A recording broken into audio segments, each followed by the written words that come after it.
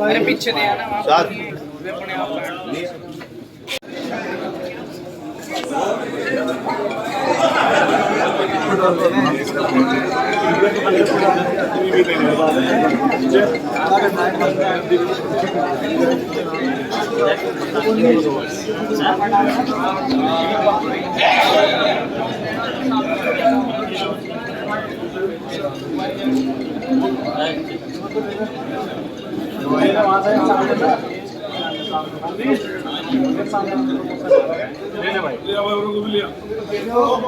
दे दो ना पहले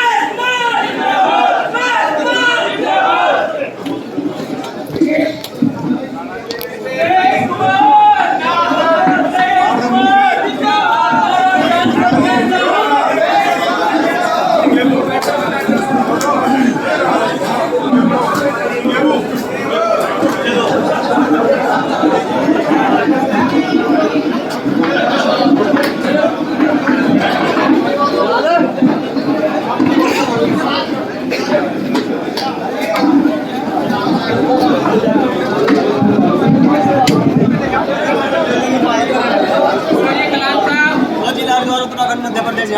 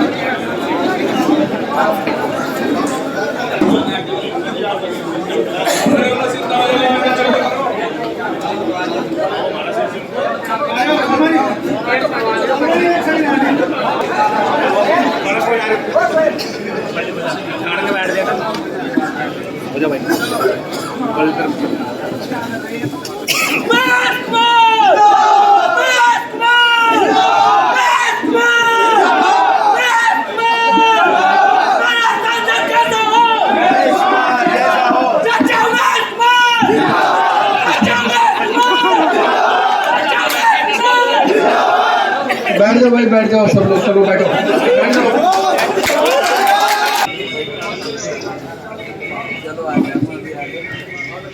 भाई पहले तो आप सबका बहुत बहुत धन्यवाद कि आप लोगों ने बुलावे पर यहाँ आकर इतना सम्मान और प्यार दिया। बहुत सारे लोग पीछे बैठे हैं दूर दराज में, वो मुझे ne रहा है दिख नहीं रहे, मैं भी नहीं दिख रहा हूँ। आजकल कुछ लोग देख नहीं रहे मेरी तरफ। खैर देखिए क्या है कि बार बार एक ही बात को मैं दोहराता हूँ तो उसका कोई औचित्य नहीं है।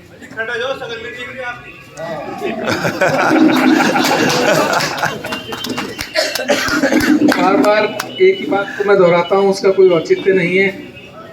आप सभी लोगों का मैं बड़ा आभारी भी हूँ कि आप लोगों ने मुझे इतना सम्मान इस क्षेत्र में दिया। मैं तो बाहरी था, ना मेरा यहाँ घर था, ना मेरा कोई दोस्त था, ना कोई साथी था। आप लोगों ने मुझे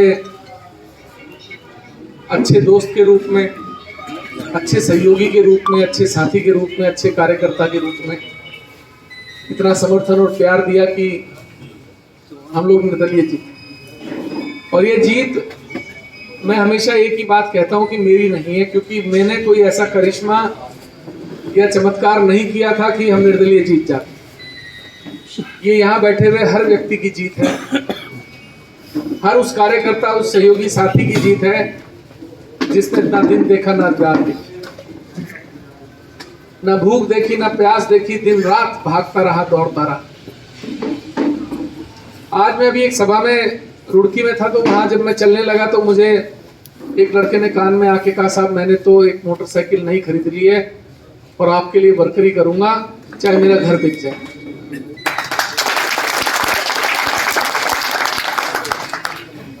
चाहे उसने ये बात कहने के लिए कही हो, लेकिन जज्बा ये बड़ा होता है। बहुत सारे लोग नाराज भी हुए एक साल में, छोटी छोटी बातों पर भी नाराज हुए। कुछ लोग इस बात पर नाराज हुए कि साहब भीड़ में आपने हमें ध्यान नहीं दिया, हमें देखा नहीं, हमें इग्नोर कर दिया। मैंने सभी से कहा कि क्या मेरे घर के दरवाजे आपके लिए बंद हुए?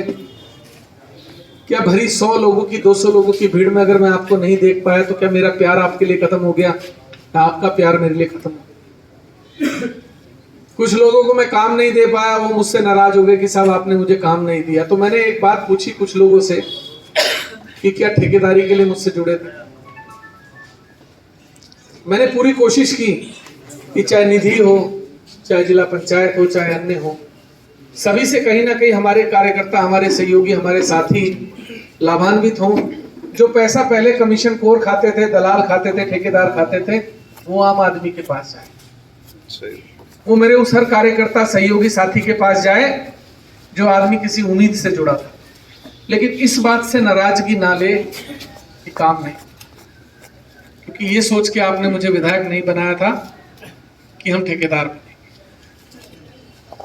लेकिन मैं चाहता हूं कि मेरे पास जितना भी काम आए वो सब मेरे साथियों को मिले। मैं अपने घर कुछ लेके नहीं गया यहां से।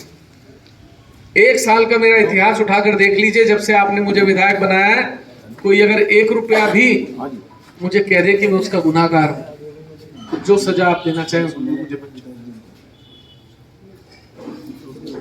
कितना पैसा हर माह यहाँ खर्च होता है ये आप भी जानते हैं, और मेरी जेब से होता है। कोई निधि का पैसा किसी से नहीं लिया जाता, किसी से कमीशन नहीं लिया जाता, किसी से दलाली का पैसा नहीं। मैं आप लोगों से सिर्फ इतना कहना चाहता हूं कि हमने लंबी लड़ाई शुरू की थी। हम छोटी लड़ाई के लिए साथ नहीं जुड़े थे, हम बड़ी लड़ाई के लिए साथ जुड़े थे। और वो लोग छोड़कर शायद जा सकते हैं, वैसे तो अभी तक ऐसा किस्सा नहीं हुआ कि कोई मुझे छोड़कर गया हो। ये मेरे लिए बड़े अभिमान और स्वाभिमान की बात है कि आप लोग हर विपरीत परिस्थितियों में, हर लोभ लालच देने के बाद लोगों के मेरे साथ जुड़े रहे। 10 में से 5 काम होते भी नहीं है। मैं निर्दलीय विधायक हूं, मैं सत्ता में नहीं हूं, मेरी भी बहुत सारी जगह मजबूरी हो जाती है। बहुत सारी जगह ऐसी हो जाती है जहां हमें लगता है कि यार एक सीमा से ज्यादा दबाव किसी के ऊपर नहीं बनाना चाहिए। वैसे तो मुझे लगता नहीं कि हमने किसी को कोई काम कहा होगा तो नहीं हुआ होगा, लेकिन कुछ काम ऐसे होते हैं जिनमें मुख्यमंत्री का दखल जरूरी होता है।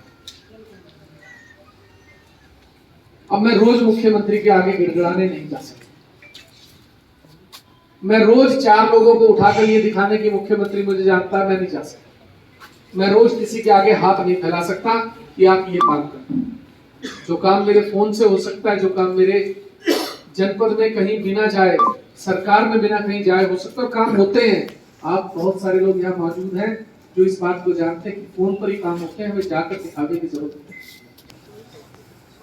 मैं उन कामों में साफ बता देता हूं कि भाई बड़ा काम है और मुझे लगता है कि इसमें समस्या आएगी।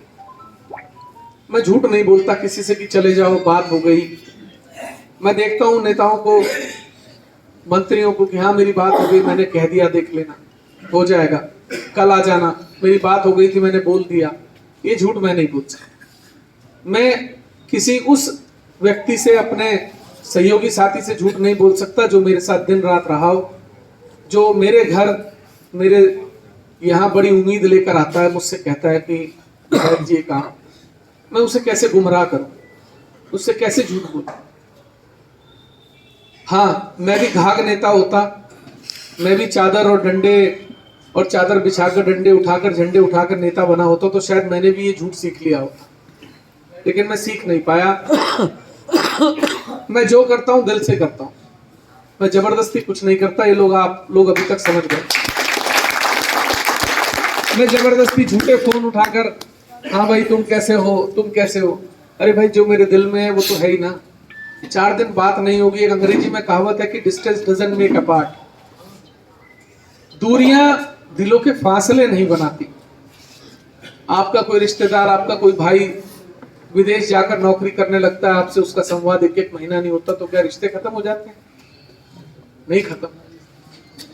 तो जब आपका और मेरा रिश्ता जो ऐसी विपरीत परिस्थितियों में बना, जब हम एक बड़ी लड़ाई लड़ रहे थे, तो वो कैसे खत्म हो सकता है? वो कैसे खत्म हो सकता है? नहीं हो सकता।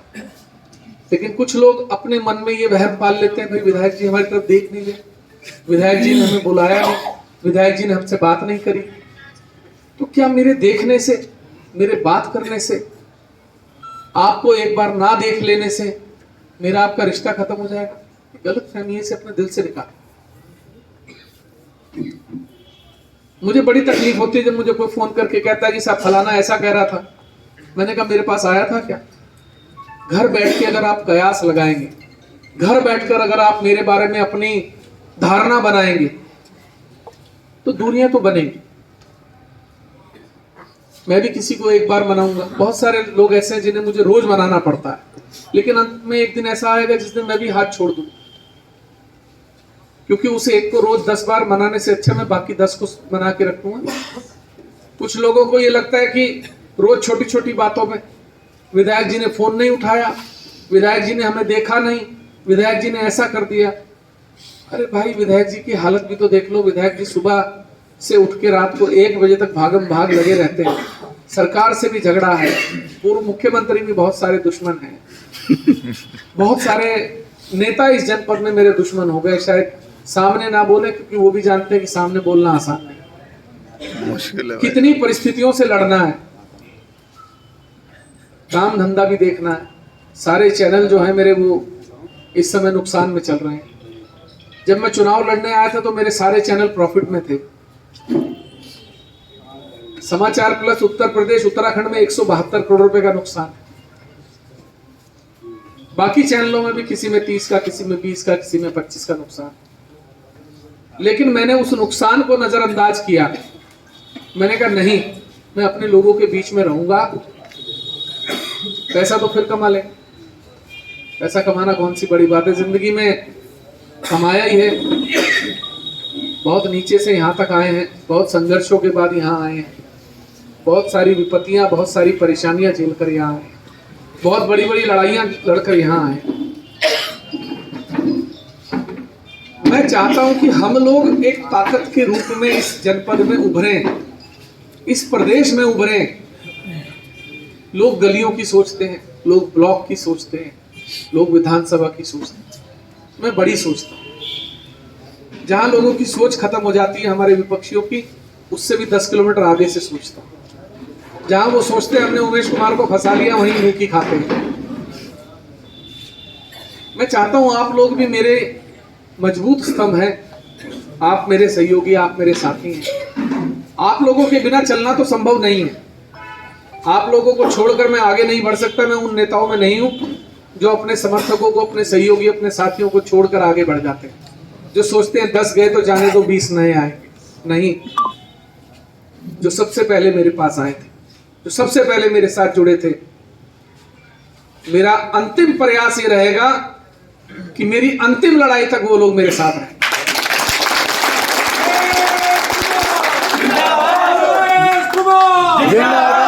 नया 9 दिन, पुराना 100 दिन। नए तो वो जुड़ रहे हैं मेरे से जिन्हें आज उमेश कुमार अच्छा लगता है। मैं सबका स्वागत करता हूं। मैं ये नहीं कह रहा कि कोई उमेश कुमार विधायक बन गए या उमेश कुमार ताकतवर हैं उसके साथ जुड़ रहे हैं, सबका स्वागत है, लेकिन पुराने मेरे दिल में बसते हैं। ये बात नयों को मालूम होनी चाहिए कि मैं नयों के लिए पुरानों को छोड़ने वाला नहीं। उमेश कुमार! अब बात करते हैं हम, जो मैंने कहा कि अंतिम लड़ाई और बड़ी लड़ाई। एक लड़ाई हमने जीती, हमें 3 लड़ाई लड़नी थी, जो मैंने पहले दिन तय किया था कि 3 लड़ाई लड़ेंगे। पहली लड़ाई हम विधायक की जीते थे, अब दूसरी लड़ाई हमारी सांसद की है, और तीसरी लड़ाई 2027 में हम सरकार बनाने की लड़ाई।